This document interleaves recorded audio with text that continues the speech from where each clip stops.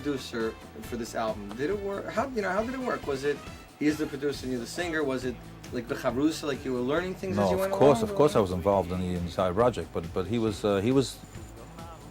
the actual producer. He sat in the studio by the mixing, and he sat deciding on vocals, and he was very involved in the recording in Eretz Yisrael. He was involved throughout the entire project. But being that I respect his opinion and his taste, it worked very well.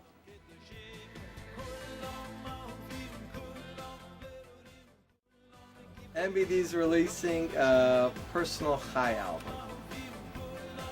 Songs that you like. Which songs do you put on such an album? Chai, 18 songs. Whew, that's a tough question. You want to hear 18 songs? 18 of your favorite songs. I gotta think about that. That means not songs that were, number one in the public side. Songs that you feel, that whether they were part or not, songs that you feel would be like. It's hard to rattle off 18 songs from so many albums. How about we start? Talking about 30 albums.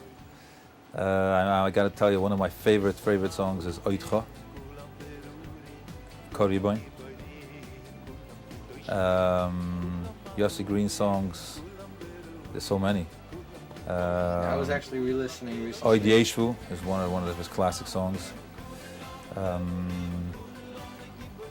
Ahuvim, of course, that's a given. And that song still grows. Samche, Mashiach, there's so many songs, like 18 songs. Just One Shabbos is top of the list. Someday is given.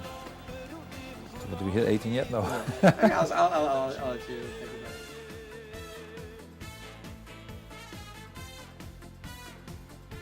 This is a very simple story. I met Dudi Kalish at a Purim gig that we both did, and I heard him sing the song, and I said, "Whose song is this? What a great song!" He says, "My song. You want it? I can take it." Just like that. And I haven't met him. I went back to the States, and I came back to Israel. And I bumped into him, and I said, "Whatever happened to the Rebbe Kiva song?" He says, "No problem. You want it? I said, "You know what? Do the arrangement for it." I did the arrangement. Did a phenomenal job. Beautiful, beautiful.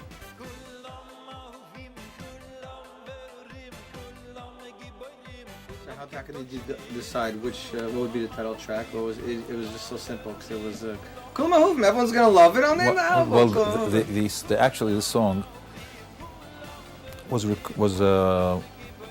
was composed with although the tefillah is for the malachim. The malachim in the morning shachos we say Kulom Ahuvim, the malachim Ahuvim, the brurim, giborim, kedoshim, but it also pictures Klal Yisrael as that every Yid is loved and every Yid is good and every Yid is beautiful, and I think that's a very important message these days, that everyone in Klal Yisrael is important. Ki lo yidach mena nidach. Reb Tzadok HaKohen talks about it all the time. He says even the person who is fallen into the deepest of the schmutz in this world will not be left behind. So that's the Kulom Ahuvim, that every Yid is loved by the Rebbeinu Shalom. We're all one unit. We're all part of the Eibishter. So that was like the most heartwarming, heart-melting title.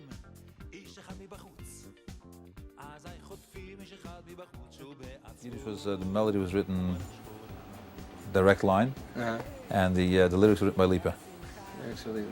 It's a beautiful story about the Chafetz Chaim. He was once approached by one of his Talmidim and said to him, "Rebbe, I have a question to ask you." He said, I daven, and I try to think of every word kavanah as much as possible. But yet I find that after I finish davening, I see the Rosh Hashiva still standing and davening Shmoneh Esrei for such a long time. Like what is it that I don't know about? What kavanahs that I don't have? So the Chafetz Chaim said to him, "Du verstehst nicht." He said, "I have the same. I also have Poshet the Taich. When I daven, I have in mind what I'm saying. But when it comes to Moedim, to thank the Rebbeinu Shalom for all the one that takes so long, there's so many things to be thankful for. That takes so long." So that's basically the message of the song. For those who don't speak Yiddish, those who speak Yiddish will know. But for the English-speaking audience.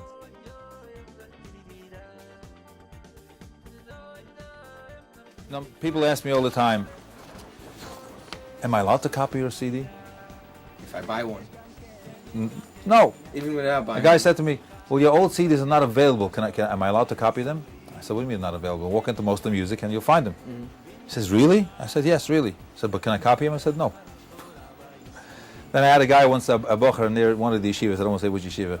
I was parked waiting for my wife. A bocher comes over and says, I have a question to ask you. What's the question? I bought a CD and it broke. Can I make a copy of it now? From someone else, otherwise? So I said to him, when did you buy it? He said, well, 5 years ago. I said, I have a question for you. If you bought a pair of shoes and after 5 years it tore, would you walk into the shoe store and tell them to give you another pair because it tore? 100%. I mean, it's not a guarantee forever. It's a product that you use. You had to know from it 5 years. It broke. Buy another one. So here... It's probably cheaper now anyways. Mostly Music has a lot of specials. Yeah. Here there's a Piskei Halacha from the Gedolei Doreinu that about the copying of CDs. I see here Rabbi Yashav. So Rabbi Yashav says like this. In reference to copying cassettes or CDs, v'kadoime, in an instance where the balabos is makpid, also lahatik b'shum oifen kaletet v'kadoime. Va'afilu, even to copy one for your own personal use is also. And we all know that Rabbi Yashav is the posek of today's door. Rav Osner also says, as far as the etzem halacha, vadai das teure noited, das teure is noited, the ikke iser gezel. It's gezel. If somebody came out with a sefer or any other thing, and somebody goes and copies it, it's gezel. Then you have a psak halacha here from the Heilige Rav Moshe Feinstein, Zecher Tzadik Levacha, the Igros Moshe. Zeh haloshen, lases tape acher mi tape echad shaloi bereshus hu iser gezel. It can't be clearer than that. That's like klor. Then he has the Minchas Yitzchak, who was the Yishalayim Rav. Says also, sheyesh bailus al yitzir. If somebody creates something, he has bailus. Or the shita zu had a poshit or salahatik b'chol oifen. Not a lot of copy. So here you have from the Gedolei Yisrael. This is printed from a sefer. I took this copy out of a sefer. And it says klor that copying CDs is iser gezel. So we're talking now. It's Elul, 2 weeks before Rosh Hashanah. Kaya Yiddish kinderlich. Do you think that somebody would walk over to your pocket while you're in the mikveh and steal out a $20 bill? I don't think so. It's the same thing. 100%. People don't really... So, hey guys. Yosha. You know how hard we work on a CD? You can't imagine. 2 years of work, hundreds upon hundreds of hours, probably $100,000 in the production. Mm-hmm. And buying songs, buying arrangements, buying studio time, having the people that come down to play the songs, mastering, mixing. It's blood, sweat, and tears, and it's really not yosher. There are somebody one month said, my mashgiach said that it's mutter. Mashgiach said it's mutter. Okay. What about all the gdoila poskim who say it's aser, and gezel is deraisa? So isa deraisa l'chumra. Don't do it. Buy the album.